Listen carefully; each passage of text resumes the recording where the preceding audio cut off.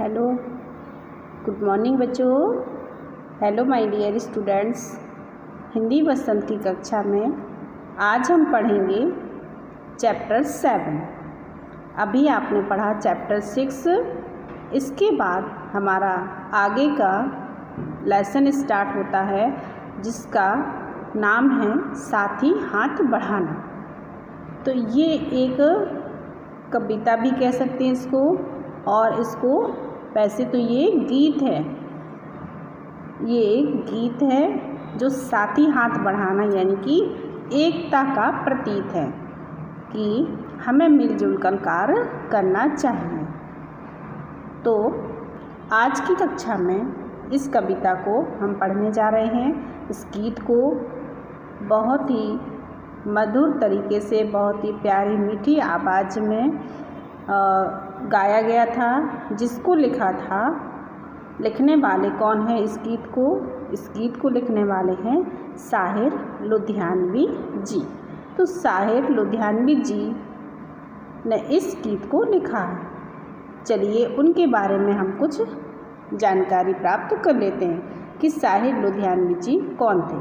तो साहिर लुधियानवी जी का जन्म 8 मार्च 1921 में लुधियाना के एक जागीरदार घराने में हुआ था। साहिर की शिक्षा लुधियाना के खालसा हाई स्कूल में हुई थी। सन 1943 में साहिर लाहौर चले गए और उसी वर्ष उन्होंने अपना पहला कविता संग्रह तलखियाँ छपवाया। पहला कविता संग्रह था उनका तलखियाँ। तो साहिर लुधियानवी जी ने इस गीत को लिखा है। इसके अलावा उन्होंने नया दौर, बाजी, प्यासा, फिर सुबह होगी आदि को लिखा है। तो इस कविता के माध्यम से साहिर लुधियानवी जी ने हमें क्या संदेश दिया है कि साथी हाथ बढ़ाना। एक तो इसका शीर्षक ही इतना अच्छा है कि साथी यानी कि साथी मित्रों, हमें मिलकर हाथ बढ़ाना है। किसी कार्य को हमें कैसे करना है? मिलजुल कर, एकता से। तो ये चित्र आप देख रहे होंगे। इस चित्र में क्या दिखाई दे रहा है आपको? एक किसान है जो अपने बैलों को लिए हुए, बैल पकड़े हुए खेतों में कार्य कर रहा है।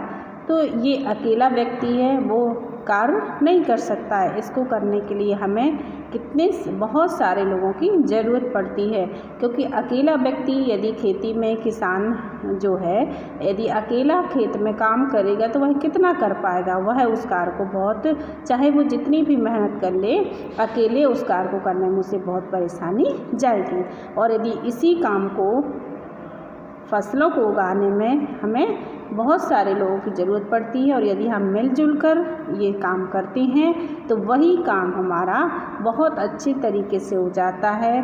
कम समय में, कम थके हुए और कम मेहनत में मिलजुल कर एकता की भावना से यदि हम किसी कार्य को करते हैं तो वह हमारा बहुत ही अच्छे तरीके से वह काम पूरा हो जाता है। फसल और अधिक हो सकती है यदि हम मिलकर काम करेंगे, और ये अकेले करेंगे तो हम कहाँ तक कर पाएंगे। तो बच्चों, इस गीत के माध्यम से कवि ने क्या बताया है? मेहनत करने वालों के लिए कहा गया है कि हमें नए भारत के निर्माण के लिए मिलकर काम करना होगा। यदि हमें अपने भारत देश को अच्छा बनाना है, मजबूत राष्ट्र बनाना है, तो हमें इसके लिए क्या काम करना पड़ेगा? मेहनत से और मिलजुल कर। तो मेहनतकश लोगों का हौसला बढ़ाते हुए गीतकार ने इस गीत को लिखा है कि अकेले काम करने से एक इंसान जल्दी ही थक जाएगा, इसलिए एक दूसरे की मदद के लिए हमें हाथ बढ़ाना होगा।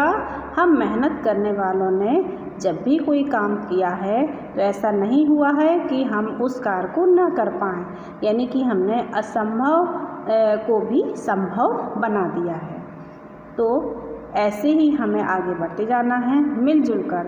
तो मेहनत क्या है? मेहनत हमारे लेख की रेखा है, यानी कि हमारी किस्मत में लिखा हुआ है, और मेहनत के दम पर हम, मेहनत से तो हमारे भाग्य में ही लिखी हुई है, इसलिए हमें मेहनत करने से डरना नहीं है। कल तक हम, क्योंकि हम अंग्रेज़ों के गुलाम थे, उनके आगे हम सिर झुकाते थे, लेकिन आज हम क्या हैं? स्वतंत्र हैं। और हमें मेहनत करने का समय आ गया है। हम मज़दूरों के सुख और दुख एक जैसे हैं। हम सब भलाई के रास्ते पर चल रहे हैं और हमारी मंजिल सच्चाई के रास्ते पर चलकर ही मिलेगी। इसलिए हे साथियों, मदद के लिए आगे हाथ बढ़ाओ, मिलजुल कर काम करो।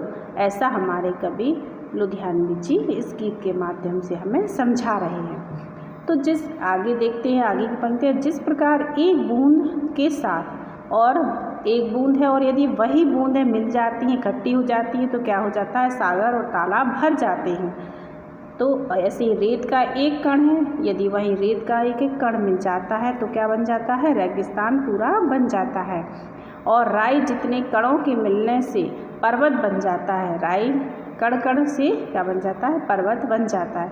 उसी प्रकार यदि एक मनुष्य दूसरे मनुष्य का साथ दे तो अपने भाग्य को भी हम अपने वश में कर सकते हैं और कठिन से कठिन लक्ष्य को प्राप्त कर सकते हैं। इसलिए हे साथियों, अपने लक्ष्य को पाने के लिए मिलजुल कर आगे कदम बढ़ाओ।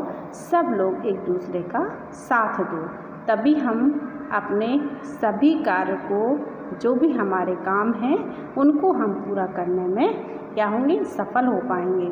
अकेला व्यक्ति कुछ नहीं कर सकता, इसके लिए हमें एकता की ज़रूरत पड़ती है।